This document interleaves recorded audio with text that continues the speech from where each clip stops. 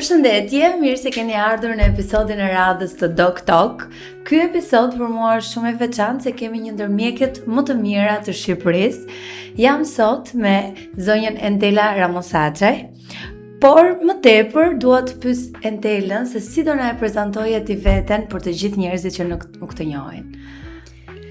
Shumë faleminderit, Mikela, për ftesën në podcast. Jam e nderuar të jem sot pikërisht për të folur jo vetëm për veten time, por edhe për atë që është fusha ime për zemër, që është infektologjia. Sëmundjet infektive, siç mund të njihen edhe në përgjithësi në popullar. Jam mjeke infektologe tashmë prej 30 vitesh.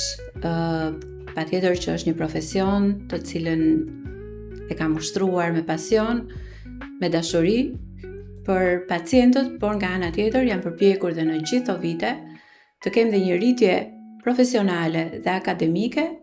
Sot jam edhe pedagoge në Universitetin e Mjekësisë Tiranë, përveç faktit që punoj në Spitalin Infektiv të Qendrës Spitalore Universitare Nën Tereza. Kur e kuptove që mjekësia ishte rruga jote?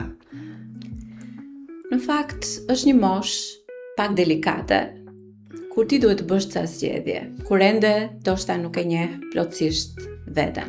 Dhe pikërisht kjo është mosha e gjimnazit, kur pasi mbaron edhe vitet e gjimnazit, 18 vjeç, ti do duhet të bësh ato vendimarrje, për të cilat shpesh herë do të marrësh një suport nga të tjerët, të marrësh dhe mendime të dyta, por dhe ta ndjesh pak vetë se ku mundesh ti të japësh më të mirën tënde. Unë në fakt kam dashur që të jem e fokusuar në një fushë shumë çuditshme në filozofi, më pëlqente shumë. Pavarësisht dhe shkencat eksakte ishin pjesa ime e fortë në atë periudhë. Kështu që ka qenë profesori im i filozofisë i cili më tha jo, ti do të bëhesh mjeke, sepse shoh tek ty një person që mund të bësh shumë për njerëzit. Dhe në fakt, unë nuk kam ndryshuar kurrë. Gjithjeta ime ka qenë në funksion të njerëzve. Pra e mendon veten sot nëse nuk do ishe mjeke, a do ishe një filozofe? Kur pyes veten në fakt, a do isha bërë filozofe? Jo. Po them që ndoshta ka qenë gabim. Pavarësisht se më pëlqen, jam e apasionuar pas termave, pas filmave që kanë psikologji të fortë, pas librave që kanë psikologji të fortë.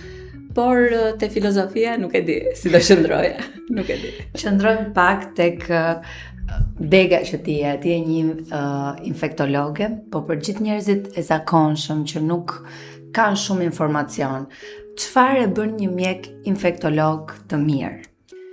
Shumë, infektivi është një deg mjaft e gjerë, pavarësisht se duket një specialitet mjekësor, siç janë gjithë specialitetet e tjera, kardiologji, pneumologji, neurologji, fokusohen pak a shumë në një organ të vetëm, edhe pse trupi jonë është një i tërë.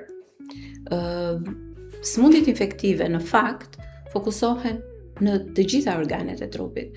Nuk ka organ të trupit të mos preket një herë në jetë nga një sëmundje infektive. Ndërkohë, shkaktarët infektiv janë të shumtë. Është një botë e tërë virusesh, bakteresh, fungesh, parazitësh që mund të shkaktojnë sëmundje infektive. Është një degë e gjerë, një degë që kërkon njohje të mirë, jo vetëm të anatomisë së trupit të njerëzit, por mënyrës se si organizmat që na hyjnë nga jashtë, mikroorganizmat që na hyjnë nga jashtë, të gjithë ato që unë përmenda, viruse, baktere, si komportohen në organizmin ton, kush është momenti që japin sëmundje, a është ky moment i verifikueshëm, ndonjëherë nuk kuptohet asnjëherë, momenti kur ky shkaktar hyn në organizëm dhe jep sëmundje, dhe pastaj ecuria, ndjekja, vendosja e një diagnoze të sigurt, sepse nëse nuk ke një diagnozë të qartë, ti nuk mund ta trajtosh drejt një sëmundje infektive. Çfarë të tërhoqi ty pikërisht në këtë drejtim?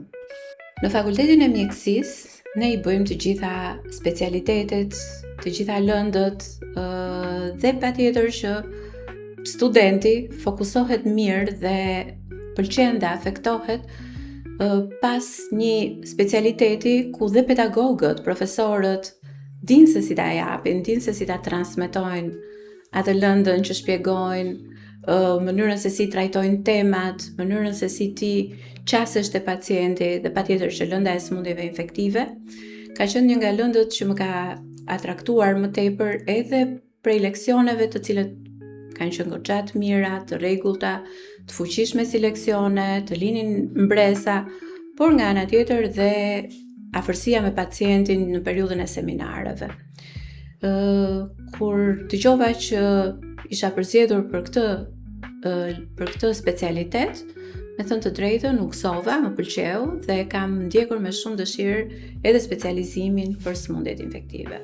Nga koha që keni qenë në fakultet, cila ka qenë ajo këshill që ju keni marrë, që dhe ju ka vletur dhe mbani mend akoma edhe sot nga pedagogët tuaj?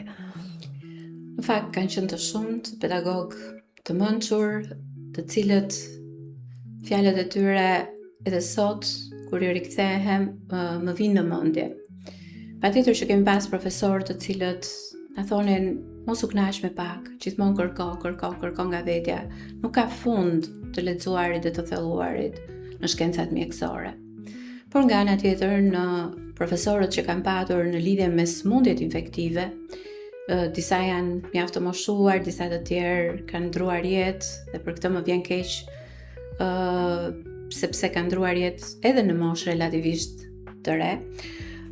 Profesorët e mi kanë qenë të tillë që na kanë mësuar që diagnoza, madje treçareku i diagnozës vendoset vetëm nga biseda dhe nga vizita me pacientin.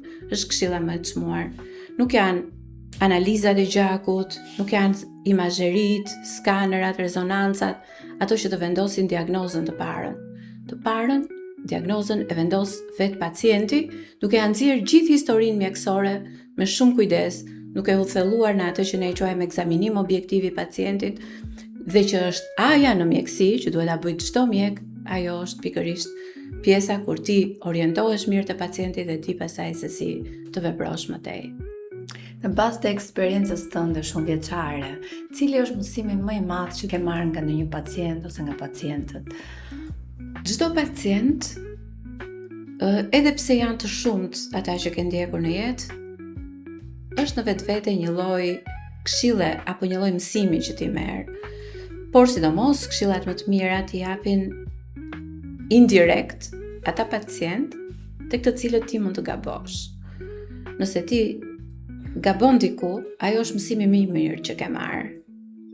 Kur evidenton ku është gabimi, si duhet ta kisha bërë, si duhet isha sjell. Por ajo që mund të them sot është që çdo mjek duhet ketë parasysh që asnjëherë të mos e vlerësoj pacientin nga mënyra se si ai duket, nga pamja. Gabimi që ne mjekët bëjmë është kur e shikojmë pacientin dhe ai kur paraqitet është në një ditë të vështirë, është pa qef, është smur, ka nevojë për një ndihmë mjekësore, ka një hall mjekësor, nuk mund ta gjykosh asnjëherë nga pamja e jashtme. Ti kurrë nuk e di me kë ke të bësh. Dhe pacientët sigurisht janë të ndryshëm, vinë nga kultura mjekësore të ndryshme, nga formime të ndryshme. Të gjithë duhen trajtuar njësoj, me të njëjtin respekt dhe me të njëjtin përkushtim. Ky është mësimi më i mirë që kam nxjerrë nga çdo pacient. A mund të na tregosh një rast specifik që ndoshta ti ke bërë ndonjë gabim të vogël, siç na tregove që ndodh, ose ndonjë rast që ka lënë gjurmë tek ty? Puna jo në fakt është një punë intensive. Ne infektologët e kemi jetën të shpërndarë midis pavionit, urgjencës, auditorëve, për ata që janë pedagogë dhe japin mësim, konsultave mjekësore dhe pacientët vinë të ndryshëm, janë të ndryshëm. Më e vështirë është pjesa e urgjencës. Në momentin që një pacient vjen dhe thot, unë jam duke vdekur, ose familjari vet shumë i shqetësuar, jam duke vdekur, dhe ti ndërkohë ke pacientë të cilët duan ndihmë në të njëjtën kohë me shumë shpejtësi, por ti je një person i vetëm dhe nuk mund të ndihmosh 10 veta në të njëjtën kohë, do i japësh prioritet, që është edhe një kusht i urgjencave, atij që ka problemin më të madh, që riskon më shumë, sipas edhe kodeve të urgjencës.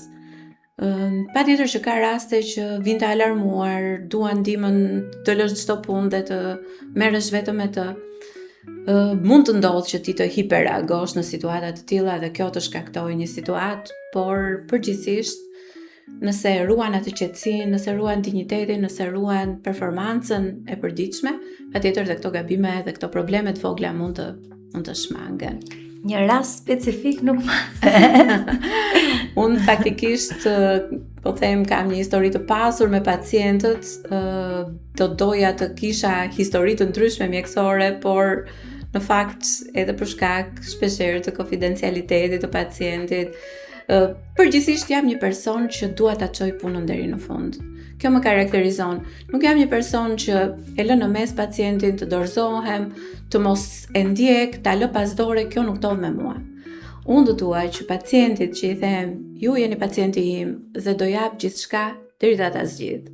Në fakt është e vërtetë se unë që herën e parë që u takuam të jep të fal një ndjesi qetësie dhe sigurie, sa besoj që të gjithë ndihen shumë safe dhe të qetë kur janë në mbikëqyrjen tënde. Ju faleminderit. Po unë doja të dija dhe si mundesh që ta ruash ekuilibrin mes profesionalizmit edhe emocioneve kur ke të bërë çdo ditë me raste me njerëz që vuajnë dhe që janë ndoshta edhe në pikë të fundit.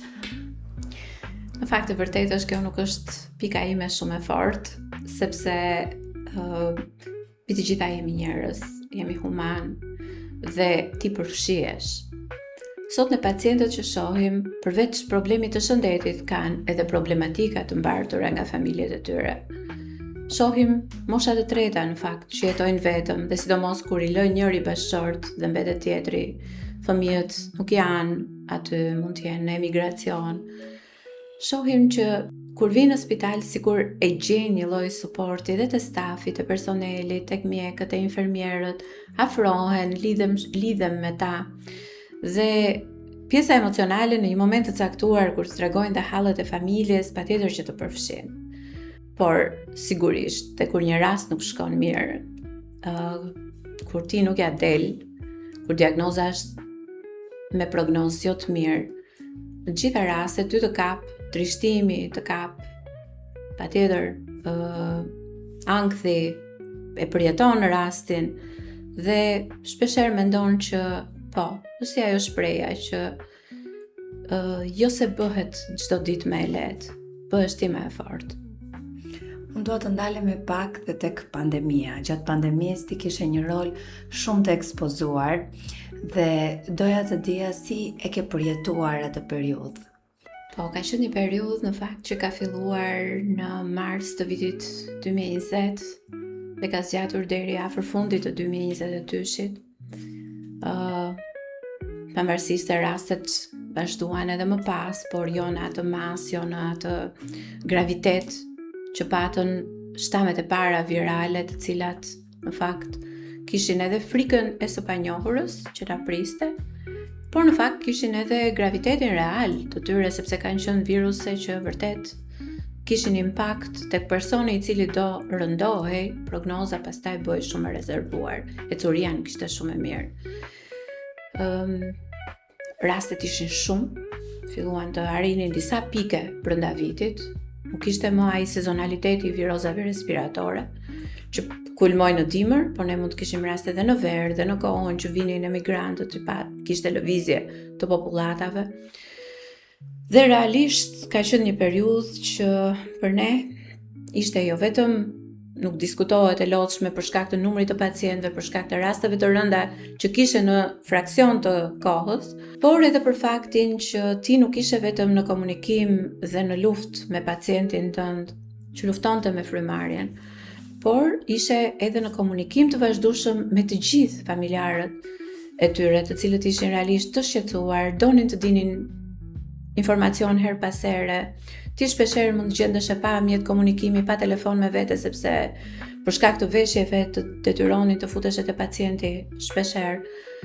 Ka qenë një periudhë që u përpoqëm ta menaxhonim mirë, në më të mirën tonë të mundshme, edhe pse kanë qarkulluar shumë teori. Ne mbi të gjitha, pavarësisht se ishim mjek të përgatitur për të përballuar atë situatë, ishin dhe njerëz, ashtu siç e tham më sipër, të cilët do të duhet të rinim afër edhe nga ana njerëzore tyre pacientëve. Nuk ishin njerëj afër.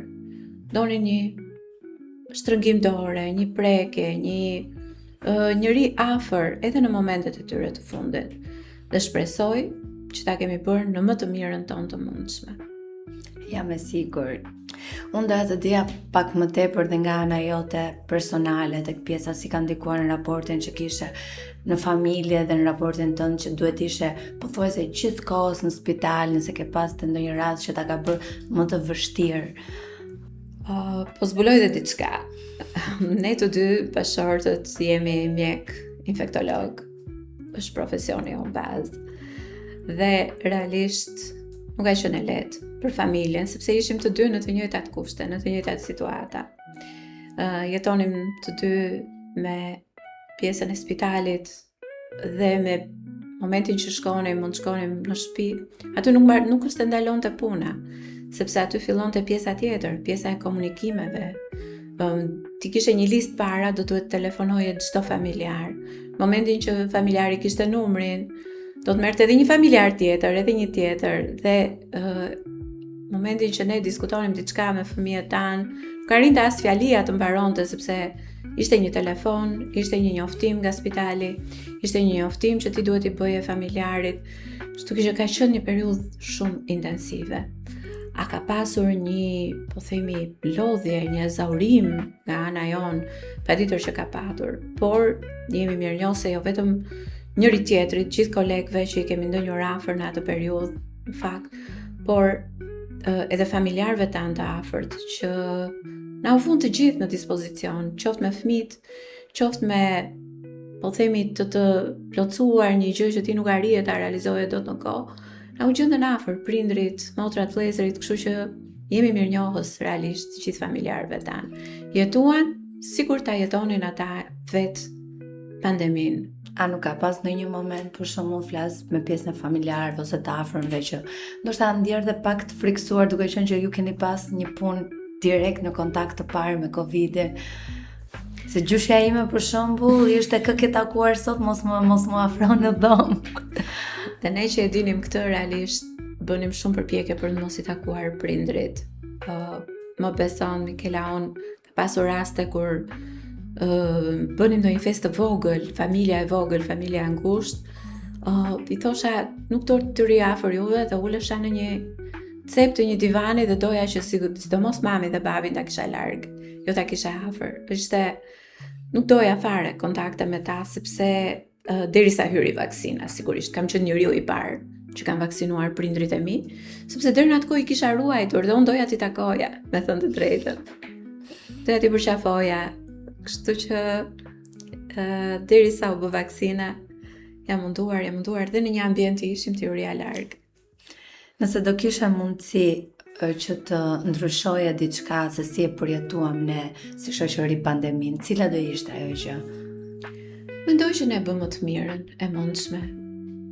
Tash në një situatë ku askush nuk kishte eksperiencë, në një situatë që ne kemi pasur epidemi, pandemi dhe më parë, por jo të këtij graviteti, jo të kësaj shpejtësie me cilën përhapej virusi, dhe duhet të ruanim njerëzit tanë, njerëzit që ishin obez, njerëzit që ishin me diabet, njerëzit që ishin me hipertension, me sëmundje kardiovaskulare, të cilët ne e dinim, ata ose një grua shtatzën, ata do ta kalonin pak më keq se sa një person që ka një imunitet të kënaqshëm, një imunitet normal, apo është moshë më e re e fortë.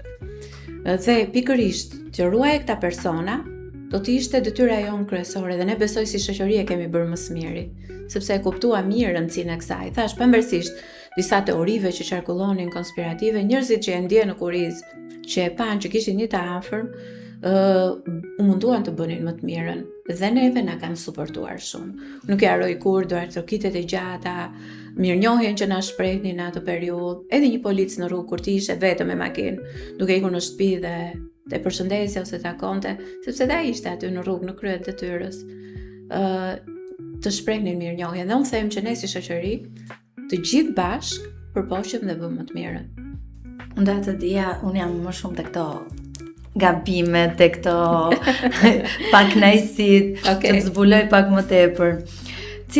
Është gabimi më i zakonshëm që ne bëjmë në lidhje me shëndetësinë apo në lidhje me infeksionet që nuk dim të kujdesemi siç duhet si shoqëri. Ne i shohim në dy ekstremet, në fakt shohim njerëz të cilët mbivlerësojnë simptomat e tyre, po shohim dhe njerëz të cilët i neglizhojnë simptomat e tyre. Nuk i vënë rëndësi, e shtyjnë gjithmonë takimin me mjekun. Pika më e fortë, në fakt që duhet kemi dhe që duhet të mos gabojmë, është parandalojmë. Kjo është pika më e fortë që ne kemi. Dhe sëmundjet infektive e kanë këtë luks, një pjesë e madhe e tyre parandalohet. Si parandalohet? Parandalohet duke u ruajtur, duke u mbrojtur, parandalohet edhe me vaksinë. Pavarësisht imunitetit që ne kemi për ato sëmundje që kemi rënë në kontakt me në fëmijëri dhe krijojmë një lloj imuniteti tonë personal, imuniteti më i mirë, më i zgjatur, më i sigurt vjen nga vaksinat. Sepse është më mirë që ti ta parandalosh dhe të vaksinohesh për një sëmundje, sesa ta kalosh atë dhe të krijosh imunitetin të natyral. Sepse shpeshherë shumë persona anti-vaksin thonë, po mirë, çak të keq e ka kaloj, imunitetin do të forcosh. Po jo, sepse ti asnjëherë nuk e di se si do ta kalosh atë sëmundje. Ka sëmundje që të invalidizojnë përgjithmonë, ka sëmundje të cilat kanë riskun e vdekjes, mbartin riskun e vdekjes. Kështu që kur është vaksina që mund ta parandalosh, pse duhet ta kalosh këtë sëmundje për të krijuar imunitetin tënd. Dhe unë besoj dhe kam thënë gjithmonë fort, mënyra më e mirë dhe gabimi më i vogël që ne mund të bëjmë është të vaksinohemi për ato sëmundje që kemi mundësi t'i parandalojmë. Dhe pastaj gabimi tjetër që bëjmë është patjetër të neglizhojmë disa simptoma, disa shenja që vetë organizmi i flet. Një anemi këtu, një rritje e lehtë, një analizave të mëlçisë aty, apo e veshkës, apo një ethe, një temperaturë herbasere janë shenja që organizmi po flet. Flas gjithmonë në rafshin e sëmundjeve tona infektive, sepse pasaj për sëmundje të tjera ka depistime, nuk ka rol të madh parandalimi sesa depistimi shpesh. Siç ndodh për shembull me kanceret, që ti her pas here duhet depistohesh, që të kapësh ato në stadet e hershme. A ndjet ndryshime midis brezave, pra brezi i ri të jetë më ndërgjegjësuar se ato më të vjetrit për sëmundjet infektive apo për kujdesin që ta kapin në kohë, siç the, dhe të vaksinohen?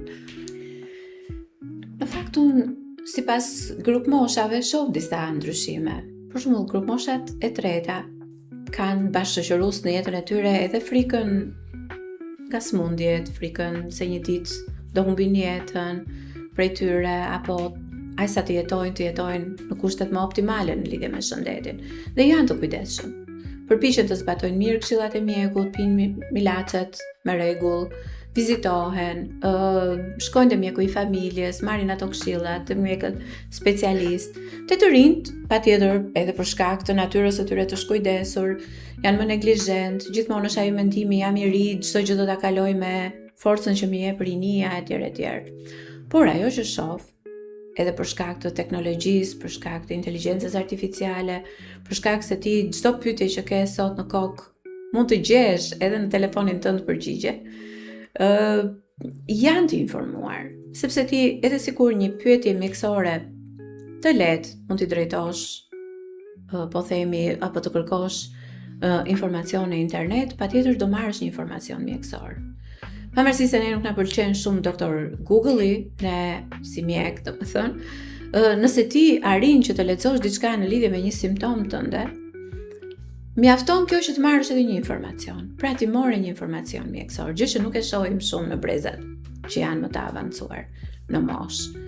Kemi pasur një diskutim, në fakt, me një person që vinte nga Emiratet e Bashkuara, të cilët po pilotonin sidomos mes të rinjve, një mundësi që të shmangej mjeku i familjes, sepse ti mund të marrësh informacion shumë të saktë dhe të detajuar edhe nga interneti, në ChatGPT apo me një pyetje që ti mund të kesh. Dhe nëse pastaj situata mund të shkonte drejt përkeqësimit, të shkoje drejt në spital, pa patur nevojë që ti të kishe një mjek familje. Sigurisht ishte një pilotim, ishte një ide. Unë them që gjithmonë do kemi nevojë për mjekun e familjes. Është porta e parë e sistemit, ku ne trokasim dhe marrim këshillat tona më të vyera, apo është ai mjek që ndjek, monitoron një sëmundje kronike, sepse specialistët jo gjithmonë mund ta bëjnë në më të mirën e mundshme për të gjithë pacientët që do drejtoheshin tek specialisti. Por mund ta shoh edhe si një dritë jeshile në të ardhmen, kur rinia, të rinjt, patjetër që do ta kenë burimin e informacionit pikërisht tek telefoni i tyre. Të orientohen, nuk është e keqe nëse ti merr një informacion mjekësor edhe aty. Pavarësisht se ai informacion mund të mos jetë i saktë dhe ti nuk mund të mbetesh robi atij informacioni. Patjetër që do ta çekosh, do ta kontrollosh me mjekun tënd. Me që dorim të kjo pjesa e informacionit lidhur me internetin, a nuk është dhe informacioni gabuar se shpesh herë ti nuk i drejtohesh me pyetjen e dur, apo nuk ja specifikon siç duhet simptomat që ti ke, çfarë ke ngrënë, apo gjithë procesin që ke kaluar gjatë ditës, ti është shumë i detajuar që ti të marrësh atë përgjigjen e saktë. Por shumica i bën shkurt dhe marrin një informacion të gabuar dhe a nuk ka kjo pasoja? Sigurisht, dhe ne këtu shohim që ndonjëherë pacientët keq informohen, na ndodh edhe ne të na nxjerrin informacionin gati të marrë nga burime të ndryshme. Në internet ka burime informacioni nga më të ndryshmet, siç mund të jenë burime informacioni shkencore, që një person i cili nuk ka lidhje shumë me shëndetësinë mund ta marri, nuk arrin dot ta përthithin në 100%, sepse është shumë shkencor, dhe mund të dëgjojë opinione të ndryshme të njerëzve apo burime jo të sakta informacioni, të cilat edhe mund ta keq orientojnë. Shumë e rëndësishme ajo që the, duhet të dish si ta pyesësh, duhet të dish çfarë të përthithësh dhe të mos ngelesh vetëm aty. Ti mund ta marrësh atë si informacion, mund të rritësh ndërgjegjësimin tënd në lidhje me një po themi pyetje, në një lidhje me një simptom, mund të mësosh më shumë nga interneti, po asnjëherë pa e çekuar me mjekun tënd. Nëse do jepje një këshill që doja të mbaj mend në këtë podcast, cila do ishte për ndjekësit? Këshilla më e vlefshme do të ishte nëse ke mundësi të parandalosh një sëmundje, bëj të gjitha përpjekjet e mundshme për ta parandaluar. Dhe parandalimi ndodh patjetër me vaksinë kur flasim për sëmundje infektive. Nëse do ta kapësh hershëm një sëmundje jo infektive, depistohu. Depistohu për kanceret që kanë mundësi të depistohen, siç është ai i gjirit, i prostatës, i ovarit, apo dhe nëpërmjet analizave, ekzaminimeve të ndryshme ti mund të kapësh hershëm edhe sëmundje kronike, që në fund të ditës mund të çojnë në një invalidizim, siç mund të jetë një diabet, një hipertension, një sëmundje kardiovaskulare, një astëm bronkiale etj. Pra sëmundjet kronike janë ato të cilat ti mund t'i monitorosh dhe t'i kapësh dhe hershëm. Prandaj do të ishte shumë e vlerë këshilla depistohuni dhe parandaloni sëmundjet që janë të parandalueshme. Tani do të jemi në një rubrikë me pyetje të shpejta, që t'ju njohim pak më tepër. Kafe apo çaj? Gjithmonë kafe. Me sheqer apo pa? Zero sheqer, armiku i bardhë bashkë me kripën. Ekspozimi në verë, në diell, në plazh, paradite apo mbasdite? E mira është në mëngjes, po unë nuk jam njeriu i mëngjesit. Kjo është shumë e keqe. Patjetër që evitohet gjithmonë orët e pikut. Retinoli në moshën 25 apo 35 vjeçare? 35. Libër apo film? Libër, por këtu do kem një por. Unë kam qenë personi që shokët dhe miqtë e mi thonë ti nuk lexon, ti ha librat. Ndërkohë unë tani jam për totalisht e varur nga filmat, nga serialet. Nuk është gjë e mirë. Spital apo auditor? Unë e kam veten të ndarë në 2 pjesë, midis spitalit dhe auditorit, patjetër, por fushbeteja spitali. Punë ekip apo individuale? Sigurisht ekip. Është pjesa më e mirë e mundshme që mund të bëjë një njeri të dalë jashtë egoizmit të tij, jashtë faktit që ka bindjen që po vetëm mund t'ja dalë shumë mirë, jo. Sidomos se ti ke mundësi të kesh 2 kolegë, 3 kolegë të mirë ku mund të suportohesh, të mbështetesh te ta, të diskutosh qoftë edhe një gjë që ti ke një dyshim në mendje. Gjithmonë është ekip. Tani do rikthem pak detajeve që folëm pak më përpara për internetin. Ti a ke kërkuar ndonjëherë simptomat e tua në Google? Të mijat, po, patjetër. Patjetër, gjithmonë ndodh. Nuk kish pëton dot doktor Google-it as ne si mjek, dihet ajo.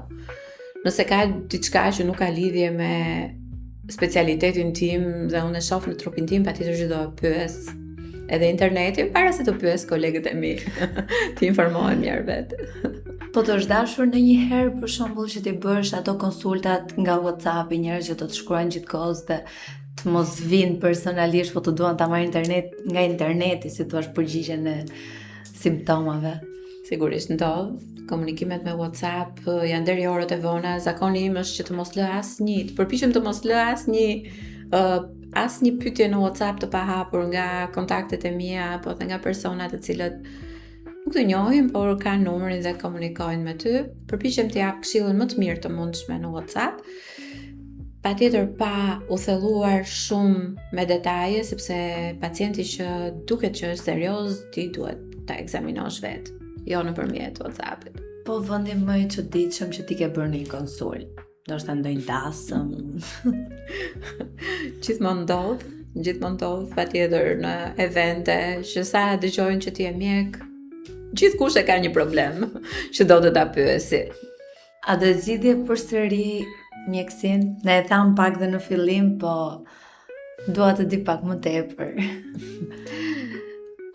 Unë personalisht po. Nuk mjek, të dy fëmijët e mi janë 2 djemë, unë nuk i kam bërë mjek. Me sa duket, i madhi është bërë inxhinier, software-i i vogli po bëhet. Kërkon të bëhet inxhinier edhe ai. Ndoshta unë mendoj duke parë të dy në mjek, sa të lodhur, sa të ezauruar jemi, që nuk i kemi kushtuar asnjëherë 100% vëmendjen e duhur fëmijëve dhe kjo është një nga mangësitë e jetës sonë. Ndoshta kanë menduar që jo, ne nuk do bëhemi mjek, por unë sa herë të më jepë rasti, po mjekësi do zgjidhje. A keni ndikuar dhe ju tek vendimi i fëmijëve që ato mos ta zgjidhin? Ne fëmijët tani kemi lënë të lirë, me thënë të drejtën, sepse realisht ata duke mos konsumuar biseda shumë të gjata me ne, patjetër që kanë pas lirin her pas here të vendimarrjeve, i kanë konsultuar pa diskutim dhe ne kemi qenë shumë të hapur që ata të merrnin drejtimin që do kishin dëshiruar vetë. Na the pak më sipër se çfarë duhet të bëjnë për të parandaluar sëmundjet infektive, por 3 analiza specifike që çdo njeri duhet i bëj për të qenë më mirë, për të ndjerë më mirë apo për të nditur më mirë se çfarë ka, cilat do ishin? Siç e thash, për femrat patjetër depistimi i gjirit shumë i rëndësishëm fillon nga vetja jote. Ti je i pari që duhet ta vizitosh gjirin tënd, duhet ta palposh, duhet ta kontrollosh. Pastaj janë ato sipas protokolleve vizitat e tjera, duhet të jenë shumë të rregullta. Pjesa e pap testit për një grua dhe kjo është shumë e rëndësishme. Dhe disa analiza bazike të gjakut që të kapin në kohën e duhur, një diabet, një rritje të yndyrnave, një rritje të analizave të mëlçisë etj. Janë analiza shumë standarde, por që thonë shumë për një sëmundje kronike.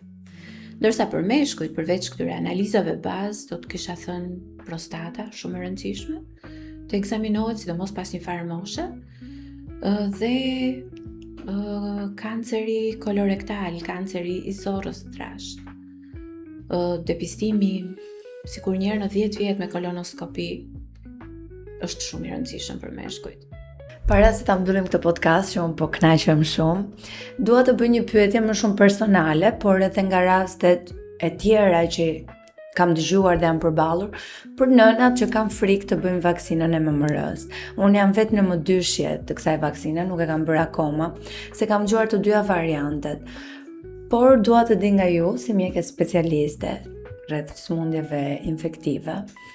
Keni shumë të drejtë, Mikela, në lidhje me këtë pyetje, dhe është pyetja e ditës, si me thënë, në lidhje me jo vetëm me infeksionin e fruthit që ne shohim të qarkulloj, por edhe me vaksinimin. Nënat e reja shpesh hezitojnë dhe ti je një prej tyre.